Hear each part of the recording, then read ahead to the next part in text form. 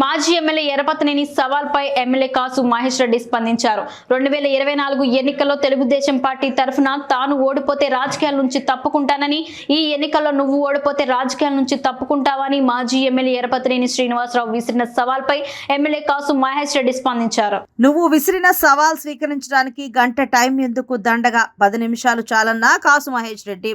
2019 ఎన్నికల్లో నిన్ను చిత్తుగా ఓడించి ఇంటికి పంపాను, గుర్తులేదా?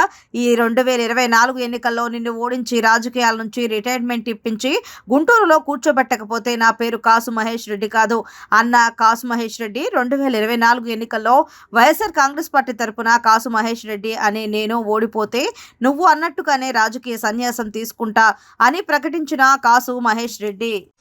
ఎర్రపతినేని శ్రీనివాసరావు, నీకు సమాధానం దానికి గంట ఎందుకయ్యా? నా దమ్మేందో మొన్న ఎలక్షన్స్లో చూపెట్టా, రేపు చూపెడతా.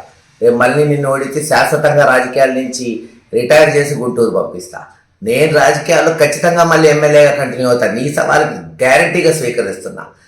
ఓడిపోతే ఖచ్చితంగా రాజకీయాలు వదులుకుంటా. నువ్వు చెప్పేది